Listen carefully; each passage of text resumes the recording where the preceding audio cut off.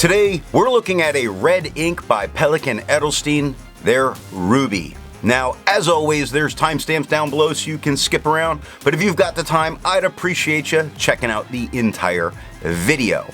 If you like red inks, then there's a link to that playlist down in the description.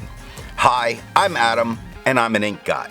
The first writing samples are done on the same paper all the time: Clairfontaine, Tomoe River, and Rhodia dot pad. Let's take a look at the first one, 90 GSM Clairfontaine. We have no bleeding, no ghosting. The 1.1 has no feather spread, halo sheen, spots of shading like the N in Edelstein, the N in Pelikan, the R in Ruby. The extra fine is about the same tone as the stub, with no feather spread, halo sheen, some shading like the K in Quick is darker, the B in Brown is darker, Fox goes from darker to lighter to darker, 4 seconds to dry. Man, that's fast. The medium is the same tone as the extra fine, with no feather spread, halo sheen, some shading. Quick goes from dark to light to dark. Brown starts darker, gets lighter, gets darker. 7 seconds to dry. The scrubby of the extra fine and the medium show color variation, shows it more in the medium. We do get it in the writing, and the smear test, you could likely recover this if you smeared while you were writing. To make sure there's a range of experience with this ink, all of the writing samples are done with a Jinhao 159 with a 1.1 stub, a Jinhao X450 with a medium, and a Jinhao X750 with an extra fine. Then, a Noodler's Boston safety pen was inked up, used for a day, and used to take the notes for this video. Now let's take a look at the second standard paper, 52 GSM, Tomoe River. We have no bleeding, no ghosting. The 1.1 has no feather spread, halo sheen, no shade. The extra fine is about the same tone as the stub, with no feather spread, halo sheen, or shade, and 8 seconds to dry. Medium is the same tone as the extra fine, with no feather spread, halo sheen, no shade, 13 seconds to dry. The scrubby for both do show some color variation, although we really don't get it in the writing, and the smear test, you could still recover this if you smeared while you were writing. I agree with Vita. There's a lot to learn by doing multiple chromatographies. The one on the left is done the way it's supposed to be done. A line of ink is put down and immediately put in the water for 10 to 15 seconds. And this is incredibly interesting. Seeing that pink across the bottom that is forming a line, showing that it might want to be a little resistant. It's pushing its way up, and then we have this very bright yellow and this kind of salmon tone all the way across the top. This is a beautiful chromatography. It's like a piece of art itself. Now, the one on the right was let dry for 10 minutes before it was dunked into water, and it really looks exactly the same. You wouldn't be able to tell the difference between them. So I do expect some of that pink that we see along the bottom to be kind of resistant. The last standard paper is 80 GSM Rhodia dot pad. We have no bleeding, no ghosting. The 1.1 has no feather spread, halo sheen, no real shading up here. The extra fine is about the same tone as the stub, with no feather spread, halo sheen, more spots of shading like the H in the, K in Quick, both a bit darker, the X in Fox, darker, the PS in Jumps, a little bit darker. Not a ton on this paper, 4 seconds to dry. Medium is about the same tone as the extra fine, with no feather spread, halo sheen. The shading is a bit more noticeable, where Quick goes from dark to light to dark, Brown goes from dark to light. Fox goes from a lighter tone at the top of the F, lighter at the bottom of the F, gets light into the O, lighter at the top of the F, darker bottom of the F, lighter into the O, dark at the X. So there is much better here, 6 seconds to dry.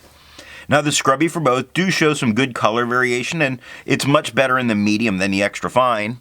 The smear test, you could recover it if you smeared while you were writing. Resistance tests are done to see how this ink can be expected to perform on the page and how hard it may be to clean from your pen. The smear is allowed to dry for 3 days before testing it.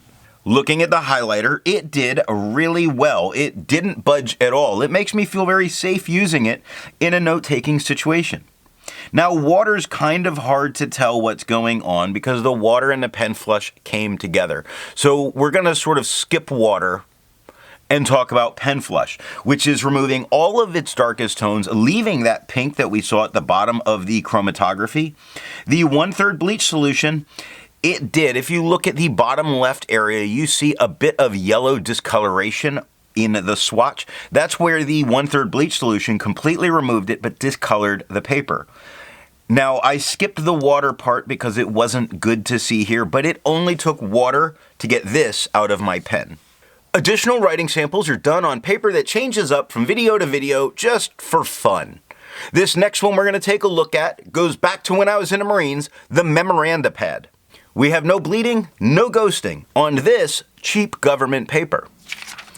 The medium has no feather, spread, halo sheen, or shade. The extra fine is about the same tone as the medium with no feather spread, halo sheen, or shade, and 2 seconds to dry. The scrubby does show a little bit of color variation, but it does not show up in the writing, and the smear test, you could recover this if you smeared while you were writing.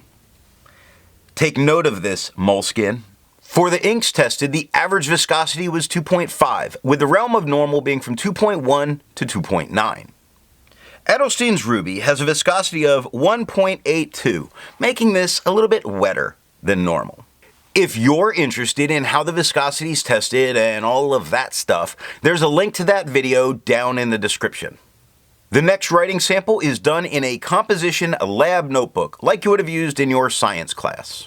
The only bleed spot that we see happening is at the scrubby, which we never really count against it. And we have no ghosting, so this does very well. The medium has no feather spread, halo sheen, no shade. The extra fine is the same tone as the medium, with no feather spread, halo sheen, no shade, 1 second to dry. Now the scrubby shows color variation, but it lied because there is none up here. And the smear test, you would probably be able to recover it if you smeared while you're writing. For the inks tested, the average dry time was 17 seconds, and the realm of normal was 13 to 21 seconds. Edelstein's Ruby has an average dry time of 7 seconds, making this a very fast drying ink. The last writing sample is done on a paper that's always asked for, 20-pound copy paper.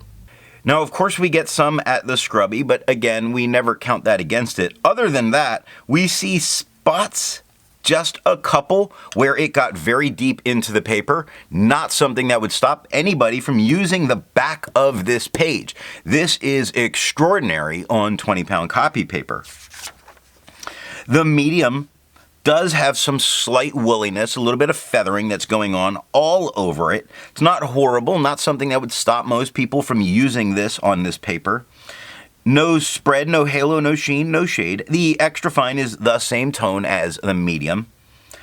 We have no feathering, no spread, halo, sheen, no shade. It really is performing incredibly well here. And 1 second to dry. The scrubby shows no real color variation. We're not getting any. And a smear test, you could definitely recover it if you smeared while you were writing. Instead of finding inks that look like Edelstein's Ruby, I would prefer to find an ink that complements its color on the page. I wanted to go with a nice blue-black, and I chose Akkerman Dutch Masters number 8. If you would prefer a different color for the complement, then take a look down in the description where there's links to playlists sorted by color. So what do I think of Edelstein's Ruby? This is not the Star Ruby of 2019 Ink of the Year fame. This is a regular production ink. Just Ruby from the standard line. It is a little too pink leaning for me as a red. It's a super wet, so it seems to hold a red color. At least here with the safety pen.